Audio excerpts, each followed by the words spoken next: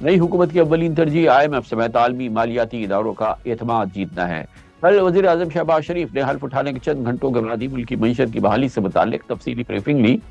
گزشتہ روز اپنی معاشی ٹیم کو IMF سے نئے طویل مدتی بیل آؤٹ پیکیج کے لیے مذاکرات شروع کرنے کا گرین سگنل بھی دیا ہے۔ اجلاس میں وزیر اعظم کا کہنا تھا کہ حکومت ملک میں سرمایہ کاری کے فروغ اور کاروباری برادری کو فیسیلیٹیٹ کرنے کے لیے بھرپور کام کرے گی۔ FBR سمیت دیگر اداروں میں شفافیت کے لیے آٹومیشن کا پھر کہا گیا کہ وہ ناگزیر ہے، فوری کام ہوگا۔ وزیر اعظم نے نقصان میں چلنے والی حکومتی مالیاتی اداروں کی جلد انسکاری کا بھی عندیہ دیا۔ مسلسل ہم یہ بات سنتے رہے ہیں۔ شہباز شریف صاحب نے معیشت بحالی حکمت عملی ترتیب دینے کا آغاز تو کیا ہے۔ پرنسس کاف پہ معیشت سے متعلق کل کے اجلاس میں سابق وزیر خزانہ اسحاق ڈار موجود نہیں تھے۔ لگتا ہے کہ نواز شریف کے سب سے قریبی ساتھی اور 4 بار وزیر خزانہ رہنے والے اسحاق ڈار پہلی دفعہ نون لیگ کی معاشی ٹیم سے خارج ہو چکے ہیں۔ اطلاعات ہے کہ نگراں حکومت میں وزارت خزانہ کے امور احسن طریقے سے انجام دینے والی ڈاکٹر شمشاد اختر ہی شہباز شریف حکومت میں بھی وزارت خزانہ کی فی الحال ذمہ داری سنبھالیں گی۔ تاہم ابھی اس کا فیصلہ ہونا باقی ہے اور اس کا اعلان ہونا باقی ہے۔ کو وزیر اعظم کا معاون خصوصی برائے معیشت تعینات کرنے کا فیصلہ کر لیا گیا ہے، جو گزشتہ روز وزیر اعظم کی پہلی معاشی میٹنگ میں بھی موجود تھے۔ پاکستان کو قرضوں کی ادائیگی اور کرنٹ اکاؤنٹ خسارے کی فائنینسنگ کے لیے اگلے مالی سال تقریباً $30 ارب چاہیے۔ ان حالات میں IMF کے نئے پروگرام میں جانا پاکستان کے لیے ہر صورت انتہائی ضروری ہے۔ اس میں کسی بھی وجہ سے تاخیر پاکستان کے معاشی مسائل کو بڑھا سکتی ہے۔ سب حاصل کرنے کے لیے شہباز شریف حکومت کیا حکمت عملی ترتیب دے رہی ہے؟ کل اس سلسلے میں کیا احاطہ کیا گیا؟ ایک اہم میٹنگ کی شہباز شریف صاحب نے، جس میں ان کی دائیں پہ بیٹھے پاکستان مسلم لیگ نون سے تعلق رکھنے والے معیشت کے باہر بھی ہیں، انرجی امور کے باہر ڈاکٹر مصدق ملک ہے۔ اس وقت ہمیں جوائن کر رہے ہیں ڈاکٹر مصدق ملک۔ بہت بہت شکریہ مصدق ملک صاحب، آپ نے ہمیں جوائن کیا ہے۔ مجھے یہ بتائیے ڈاکٹر صاحب کہ یہ اس وقت جب یہ چیلنج کا آغاز کیا جا رہا ہے، SIFC بہت کام کر چکی ہے، بڑا سینٹرل رول رہا ہے پچھلے 6 مہینوں میں، اور آخری چند ہفتوں میں شہباز شریف صاحب نے PDM کی حکومت میں SIFC قیام میں بھی ان کا بڑا حصہ تھا۔ یہ زرعی شعبہ ہوا، معیشت ہو، فائنانس کے تمام معاملے، اکانومی کے تمام معاملات، اس میں جو ہماری SIFC اس کا بڑا کلیدی کردار ہے۔ اور میں دیکھ رہا ہوں کہ اب اسحاق ڈار صاحب پہلی بار نون لیگی حکومت میں نظر نہیں آ رہے، گویا کہ بہت ہی نیوکلس ہوگا SIFC اور اس کا مرکزی کردار ہوگا اس معاشی مشن میں، جس کا عزم کر رہے ہیں جناب شہباز شریف، اور ان کی حکومت کی ذمہ داری بھی ہے۔ جی بالکل، سینٹرل انسٹرومنٹ جو وزیر اعظم کے گمان میں ہے، جسے استعمال کیا جائے گا، کیونکہ آپ نے دیکھا ہے کہ SIFC کی مختلف لیولز کے اوپر وفاقی حکومت بھی بیٹھی ہے، صوبائی حکومت بھی بیٹھی ہے اور ڈسٹرکٹ کی حکومت بھی بیٹھی ہے۔ جو 100 قوانین ہیں اس کی جگہ 10 یا 15 بنیادی قوانین اور ریگولیشنز بنائیں گے اور ایز آف بزنس کو بڑھائیں گے۔ یعنی پاکستان ایک ایسی جگہ بنے گی جہاں پہ you can plug and play business, کہ آپ پہلے اجازتیں لینے کے اندر ہی ایک 2 3 مہینے خوار ہو رہے ہیں، اجازت لے لی تو پتہ چلا انوائرمنٹ تو پروونس کی ہے، پھر وہاں بھاگے، یہ سب ختم ہوگا۔ اس میں پیوٹل کردار SIFC ادا کرے گی۔ سب سے پہلے ہمارے ذہن میں یہ ہے کہ اس سے پہلے کہ ہم اور ڈیٹ لیں، ہم ایکوٹی لے کر آئیں گے تاکہ دنیا کو یہ باور کروائیں کہ پاکستان بینکرپٹ نہیں ہے۔ اگر پرائیویٹائزیشن کے ذریعے منرلز اور مائنز جو ہیں ان کے اندر انویسٹمنٹ لانے کے ذریعے کوئی 10-15 بلین ڈالر کی فوری طور پہ انویسٹمنٹ آتی ہے، تو پوری دنیا میں ایک ٹھہراؤ پاکستان کے لیے پیدا ہو جائے گا کہ یہ کوئی ایسا ملک نہیں ہے جو اپنی مشکلات کی وجہ سے خدا خاکم بدہن بینکرپسی کی طرف جا رہا ہے۔ اس وقت پھر جب ہمارا رسک کم ہو جائے گا تو پھر ہم گلوبل مارکیٹ سے جا کے ڈیٹ کیپٹل بھی کم سود کے اوپر، یعنی کم کیپٹل کی کاسٹ کے اوپر ریز کریں۔ میں جو سمجھ رہا ہوں ڈاکٹر صاحب، آپ یہ کہہ رہے ہیں نا کہ آپ اس بات کی تصدیق کر رہے ہیں کہ SIFC کا کردار ایک اینکر کا ہوگا، وہ سب سے بڑا ستون ہوگا، اور حکومت کے جو بھی معاشی بحالی اور گروتھ کے لیے پلان ہے وہ SIFC اس کا محور ہوگا، کنٹینیو کرے گا۔ دیکھیے وزارت کو بھی ہم کمزور تو نہیں کریں گے نا، جو کام وزارت کے ہیں، جو ہماری سینٹرل تھیمیٹک آئیڈیاز ہیں وہ تو SIFC میں جائیں گے۔ اس کے علاوہ وزارتوں کی کیپیبلٹی جو ہے وہ ہم بڑھائیں گے، اور ایک نئی بڑی مؤثر ٹیم آپ کے سامنے آئے گی جو ابھی وزیر اعظم جس کا اعلان کریں گے کچھ دنوں میں، تو آپ دیکھیں گے کہ وزارتوں کو بھی بڑی چیلنجنگ ٹارگٹس دیے جائیں گے۔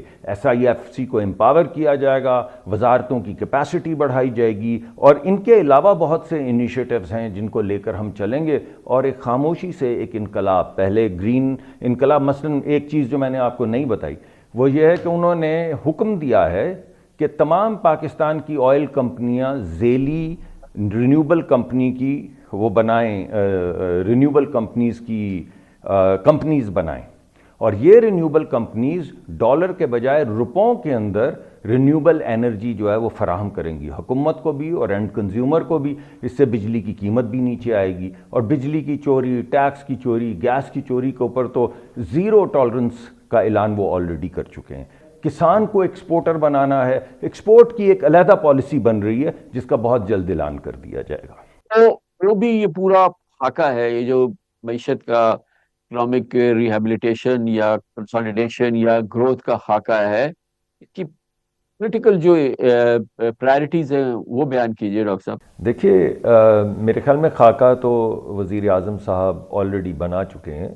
اب تو اس کی تفصیلات وہ طے کر رہے ہیں، مختلف جو ہمارے ڈپارٹمنٹس ہیں ان کو بلا رہے ہیں تاکہ اس کی امپلیمنٹیشن کے اوپر ذرا بات بھی ہو سکے اور اس کے پلانز بھی تفصیلی بن سکیں.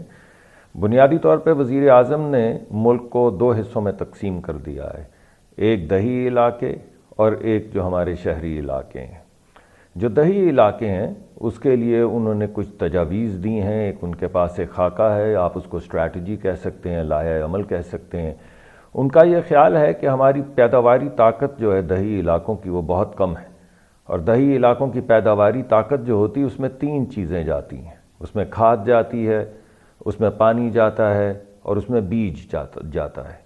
اگر بیج کی جو پیداواری طاقت ہے اس کو 1.5 سے 2 گنا کر دیا جائے، یعنی پرائم منسٹر نے جیسا کہ اعلان بھی کیا تھا کہ اگر ہم دنیا کا بہترین بیج فوراً جہاں جہاں بھی ہے اس کو امپورٹ کر کے کسان تک پہنچا دیں، تو ایک ہی فصل میں اگر اس کی طاقت 1.5 گنا یا دگنی پیداواری طاقت ہے تو کسان کی جو فصل ہے وہ 1.5 گنا سے دگنی ہو جائے گی. تو ایک تو یہ انہوں نے اعلان کیا کہ میں دنیا کا بہترین بیج جو ہے وہ کسان تک پہنچاؤں گا. دوسری بات انہوں نے یہ کی کہ بھائی یہ فرٹیلائزر جو ہے، یہ ہم نے بہت دیر سے ایک اسٹریٹجی چلائی جس میں ہم نے سستی گیس دے کے سستا فرٹیلائزر پہنچانے کی کسان کو کوشش کی. اس کا کچھ خاطر خواہ فائدہ کسان کو نہیں ہو سکا، کچھ ہوا مگر بیشتر فائدہ کمپنیوں تک رہ گیا.